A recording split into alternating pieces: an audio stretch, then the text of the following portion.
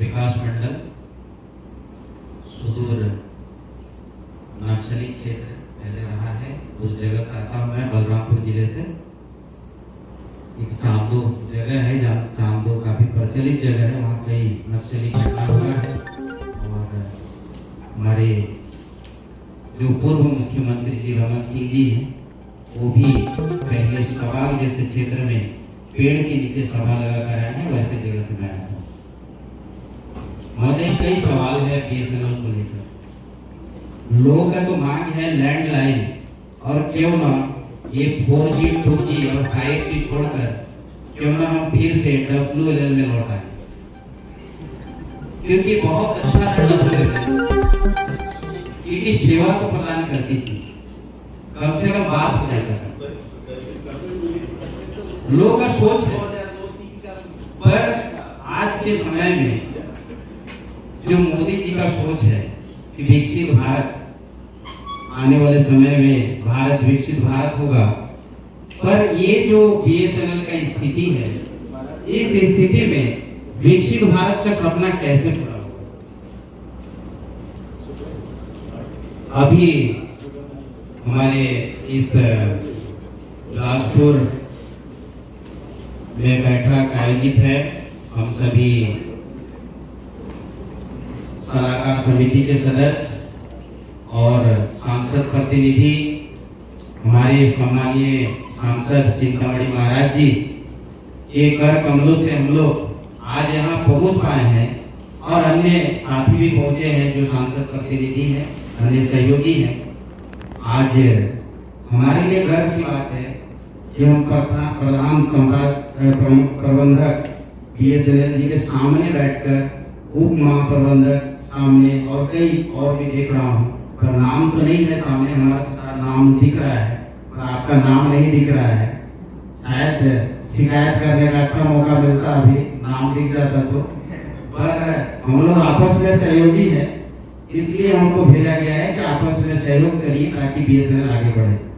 परंतु विगत कम उम्र है मेरे ख्याल से भैया जी काफी हमारे सारे अनुभवी हैं। बहुत सारे लोग मैं देखता हूँ फेसबुक में मिलते हैं हम लोग, पर मैं ये देखता हूँ 2005-06 उस समय चांदो से वहाँ बलरामपुर में टावर लगा हुआ था जिले में, वहां से 30 किलोमीटर का रेंज है। और हम लोग क्या करते थे, एक इमली का पेड़ था, तो सारे लोगों को पता था कि उस इमली पेड़ के नीचे जाओ, वहीं से बीएसएनएल से बात हो सकता है, नहीं तो कोई भी टावर वहां नहीं था। और सारे गांव के लोग वहां भीड़ लगता था उस इमली पेड़ के नीचे, और सारे लोग बात करते थे बीएसएनएल। पहले सिम आया था, लाइन लगा के हम सिम लिए थे, उस समय बहुत मुश्किल था, अंबिकापुर कार्यालय में आके लेना पड़ता था। लेकिन आज इतना वर्ष बीतने के बाद भी गांव के लोग को ये नहीं पता है कि सिम कहाँ मिलेगा, ऑफिस कहाँ है बीएसएनएल का, खोजना पड़ता है। किसी गांव के लोग को पूछ लीजिए बीएसएनएल को जानते हो तो भूल गए लोग। पर ये पहले जब हमारा सबसे पुरानी कंपनी है, इसका अनुसरण करके दूसरी कंपनी आई है, पर हम क्यों पीछे हैं?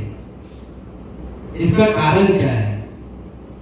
अभी कई जगह से जब ऐसा सूचना मिला कि बीएसएनएल के जो सदस्य बने हम लोग, तो हम लोग का फोन आना चालू हो गया, क्योंकि सांसद मोदी जी को लगा होगा कि ये हमारे लिए काम कर सकते हैं, और मोदी जी का जो विजन है उसमें थोड़ा सा भी सहयोग बीएसएनएल की तरफ से अगर हो जाए, इनके सहयोग से, तो महत्वपूर्ण होगा। इस विषय पर हम लोग यहाँ आए हैं आपसे मिलने, और मेरे ख्याल से आगे आने वाले समय में ये जो बैठक बिलासपुर में हो रहा है, और हम सारे इतने सारे लोग आए हैं, तो प्रधान महाप्रबंधक जी से मेरा अनुरोध है कि आप अपने साथी को लेकर ऐसी जगह पर जाएं और बैठक बुलाएं कि हम लोग वहां पर मौजूद रहें, और वहां के लोगों से आप रूबरू हों कि वहां का समस्या क्या है, क्योंकि यहाँ से आपको नहीं पता चलेगा कि हम लोग कैसे जगह पे रहते हैं।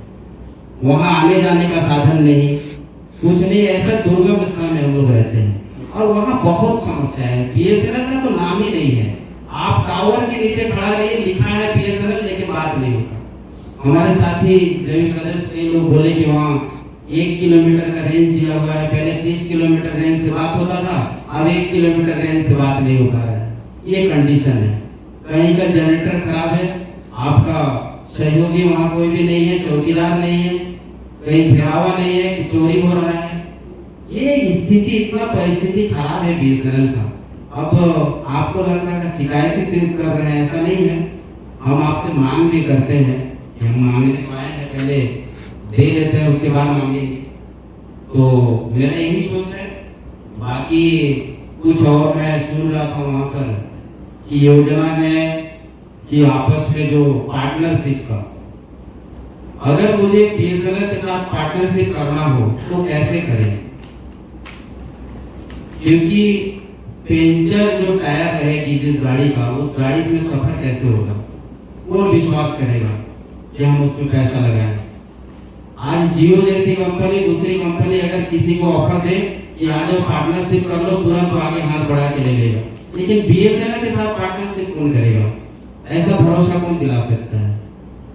और कई ऐसा और है, जैसे कुशमी एक जगह है हमारे यहाँ जो उस विकास खंड में आता है कुशमी, वहाँ का समस्या यही है कि वहाँ एसडीएम कार्यालय के समीप एक टावर लगा हुआ है।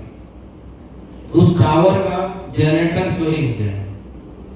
जनरेटर का सामान चोरी हुआ है या जनरेटर चोरी हुआ, ये सूचना मिला है। और वहाँ का चौकीदार को, जो चौकीदार था वहाँ जो देख रेख करता था, उसका कई महीनों का जो मानदेय है उसको नहीं मिला है। और आपके वहाँ का जो भी अधिकारी है उनका फोन रिसीव करना भी उचित नहीं समझ रहे हैं। तो जहाँ का देखरेख करने वाला ही गायब हो, तो वहाँ का नेटवर्क कैसे आएगा? ये विषय है। और अभी 3-4 दिन पहले, एक सप्ताह पहले, दुर्गम जो एक इदरी पाठ, हमारा पाठ का एरिया है, उस एरिया से कुछ लोग शहर आए थे बलरामपुर। वो अपने काम से आए थे। तो कुछ लोग सिम बेच रहे थे बीएसएनएल का मार्केट में। तो बोलते हैं कि 4G हमारा है, बहुत स्पीड है, 3G है, 4G जो भी है, काफी स्पीड चलता है और आप इसको खरीद के ले जाओ, बढ़िया सर्विस है। तो उनको भी लगा कि हमारे यहाँ एक बीएसएनएल का टावर लगा हुआ है, इदरी पाट जगह है, वहाँ इदरी पाट के पास ही आप बता पाएंगे, इदरी पाट कुछ भी तरह का एक टावर लगा हुआ है, नीचे है, जंगल के बीचों बीच में है। तो उनका टावर तो लिखा हुआ है बीएसएनएल। तो सिम खरीद लिए, एक साथ में 5 सिम खरीदा। जब वो गए अपने घर के पास, बलरामपुर में तो एक्टिव हो गया, बाद में हुआ। जब वो घर पहुंचे तो आज 15 दिन 20 दिन हो गए हैं, वो आज तक एक भी फोन कॉल वो नहीं कर पाए वहां। तो ये स्थिति है। आप भरोसा तो दिला देते हैं, पर वो जाने के बाद वो भरोसा टूट जाता है। तो ये सुधार भी जरूरी है। तो बहुत ऐसा बात है। शुरुआत बैठक है, ज्यादा समय न लेते हुए मेरे और साथी हैं उनको भी मौका देता हूँ। बहुत बहुत धन्यवाद।